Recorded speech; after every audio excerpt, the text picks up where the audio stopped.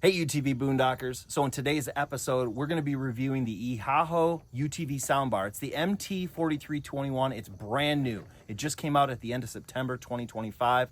This thing, it's big, it's heavy, and it connects to other speakers. It has a ton of cool features that we'll cover. So take a look at it up there. It's pretty beefy. It looks really nice. So what we're going to do is we're going to unbox it. We're going to show you all the items that it comes with. And then we're going to test it out and show you the lights because the lights are pretty darn cool. So stay tuned.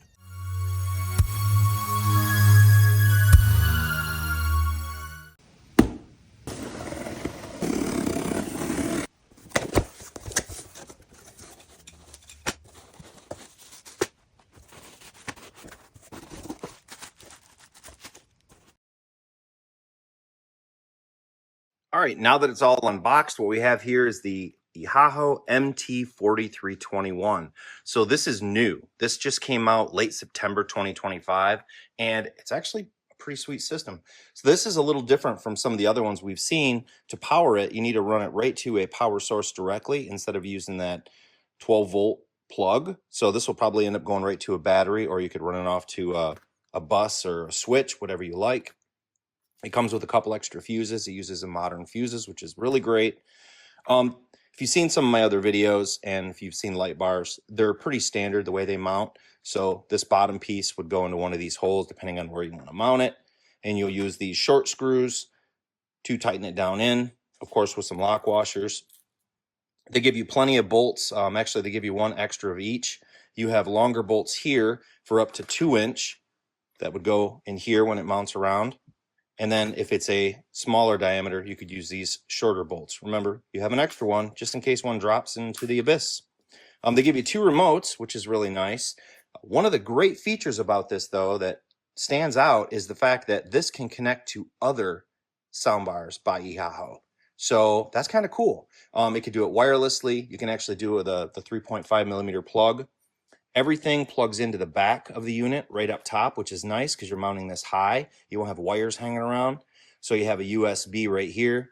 You've got an aux in, aux out. This is for when you want to connect to another one of these speaker bars. And then this is, of course, for the power right in here. So let's get into the operation. One thing I really like about the Ehaho unit here is that you can control the lights right from the speaker itself. So you can push that button down here, turn the lights on and off, and flip through some of the modes, in addition to using the remotes, of course. These give you a little more with features where you can speed up the actual light effects. You can change all the different modes and so on. This here is like a multi-function button to change your inputs if you're going to USB or if you're going to aux in or Bluetooth. This is also how you pair it. You push that. Of course, the power button. Push it once for on, hold it for a couple seconds, it turns it off. And then here are some standard functions where you can turn the volume up and down, push play, pause, and then back and forth between the tracks. This is a pretty heavy setup here. I mean, it's a lot heavier than the other Ehaho speaker I've done, and it's heavier than the Kemimoto that I've done. So I'm hoping this thing sounds pretty good. Usually when they're heavier, they have larger magnets in the speakers, so pretty excited to see how this sounds. So real quick for measurements, this is about 29.5 inches wide, and then it is 6 inches deep and 6 inches tall. Another thing, the power cord they give you, it's about 12 feet 6 inches. So there's quite a bit there to run it all over. A couple other things here, they give you lots of zip ties. You can never have enough zip ties, so when you run this wire, we're going to go ahead and just zip tie them down. I do have some loom that I'll share in a little bit. And of course, all of this will be in the description where you could purchase this or any of the other items that I talk about today. Also, they give you these little rubber pieces right here. These will go right inside of here so you don't scratch up your bar. They just sort of sit in there, so they're not the most fun to put in, but you know, you could probably put a little dab of silicone if you want to hold them in place first, but I've had pretty good luck just holding them in there and mounting it. So it's good to have someone help you with this.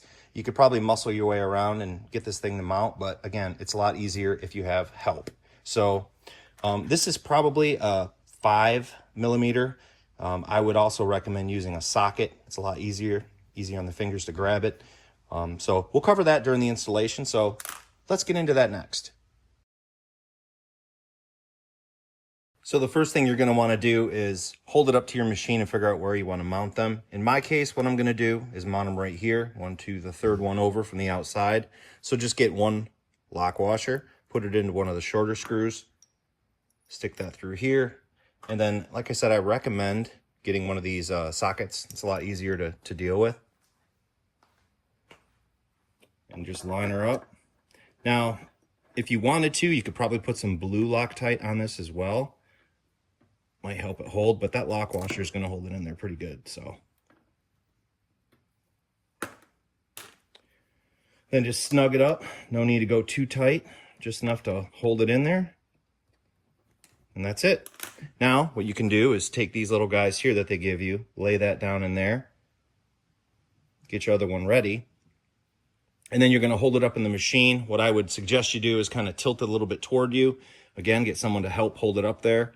Once you get this one in, you'll get the other rubber piece, put it in here, set it on top, and then use the bolts that you want to use. Again, the longer ones are going to be for up to 2-inch, and then you could use the shorter ones for a smaller bar. So let's go ahead and go do that. Okay, the installation, just like some of the others, what I did is I had help and we tipped it so I could get to both of these and use that 5mm socket, although you can use the Allen wrench they gave you, but again, the socket I think is a lot easier. Tightened both of those down, just kept tightening them until they seated well, and then positioned it where I wanted it, centered it, and there she is. This thing is beefy. It's pretty good sized. So let's get on to the wiring. I'll show you that when we'll plug it in and check it out. All right, so I wired it up directly to the battery. I ran the wire. I'll show you the loom here in a moment, but you just plug it in right there, take this cap off, wiggle it in. And it gives a little... Hello, Ehaho. And there she is. Bluetooth mode. Yep. Bluetooth mode's already enabled, but if it isn't, you just push this button right here. And let's see. Go on my phone. Go to Bluetooth. I'm going to scroll down.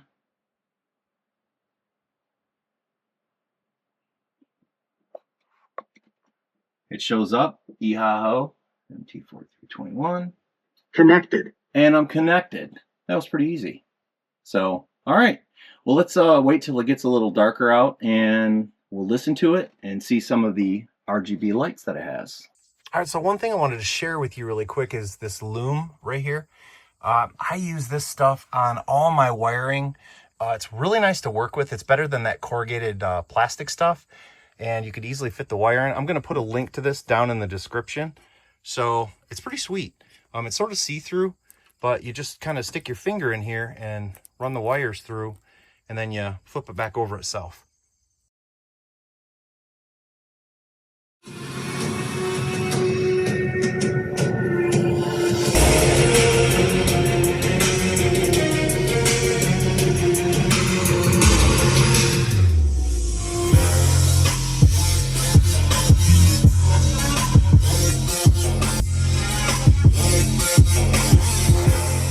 All right, let's try out some of these different modes here. We can play with the speed. Let's give it a shot. Different modes. All right. Switch it again.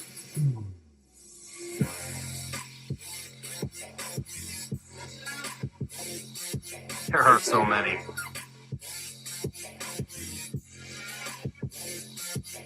And this is really bright when it's dark. We'll get another shot of that for you too.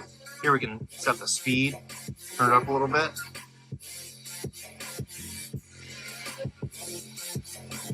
Change colors.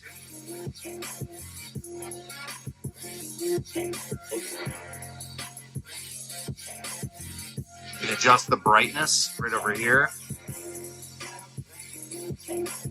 That might be all the way up. Oh yeah, it gets dimmer. All right.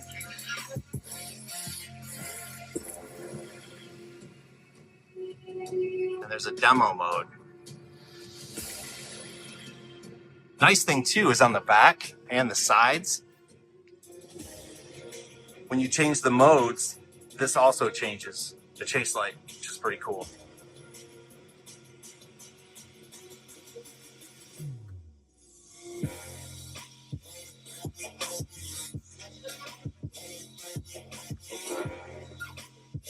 Very cool. And there's EQ button as well that you can go through and play with the different sounds. There's the bass one. Lots of adjustments. I like that one. Another thing I want to point out too is I did a quick ride low speed and higher speed, like 40-ish, and you can hear it really, really well at low speeds. I mean, it's really loud. When you get up into 40 miles an hour, you can still hear it very well. I have a windshield and I have uppers, so that helps quite a bit. I had my windows down at the time, but note that if you don't have a windshield or uppers or anything like that, you're going to get wind noise and engine noise depending on how fast you're going, so you might not hear it as good, but you can definitely hear it, especially when it's mounted right behind your head. So think about that, especially if you mount it in the back. If you have like a 4-seater and it's mounted a little bit farther back, the bass is a little bit more enhanced when it's farther away from you, and you should be able to hear it just fine. So that'd probably be my ride review. All right, so I've unboxed it, I've installed it, I've set it up, I've even used it. So here's my honest review. One thing I would say it could be improved upon. I would like to see this included with a 12-volt option. All the other sound bars that I've reviewed had a 12-volt option where you could just plug it in. This one is a straight wire only. Now, it's not a big deal. You can go on Amazon and find an adapter and just wire it into a 12-volt plug, no big deal. But it's nice when it comes with the unit. But honestly, that is the only thing that I could find that I would improve upon. I don't have a problem with that. Some folks might want something a little more easier, plug and play, so to speak. But the good far outweighs what I just said, right? It's a high quality unit. It costs a little more than some of the other sound bars that I've used in the past. So usually the more you spend on a UTV sound bar, the better quality you're gonna get. This touts 500 watts of power, which may seem low to some, but when it's coupled with good speakers, it's got a really good sound. You can crank it up and you get minimal distortion, if any. It's really hard, to do that. The first thing I do, I usually crank it up all the way and see how it sounds. This one sounded pretty darn good. It's typically a good thing to crank it up and then back it down a couple volume options, or maybe use your device, your phone, whatever the case may be. And then you find that sweet spot. But this thing sounds really good. The bass sounds really nice. It's loud, it's crisp, it's clear. It's heavy, it's made out of metal, so it's got a really high quality body to it. The buttons are excellent. I really like the fact that you can turn the lights off right from the soundbar face itself just by pushing a button, right? That's cool. The party mode is nice. If you had 2 of these sound bars, if you had a buddy and you guys wanted to sync up at camp or just sitting around chatting or whatever around the fire, that's cool that you can do that. And this is the only one I've seen that you can do that. Others may, but this is my first experience with it. And the one thing I really like about the wiring is that it's on the back and the top, so you could easily just run the wires up to the bar and then tighten them down. So I do like all those things. I would highly recommend it. It's a great sound bar, especially for what you're paying for. It sounds really good. Best sound bar I've done so far, so out of 3. So anyway, I hope this was helpful for you, this review. If it was, go ahead and click that like button and consider subscribing. We do quite a bit of videos like this to help you out. So thanks a lot for taking the time to watch, and have a great day.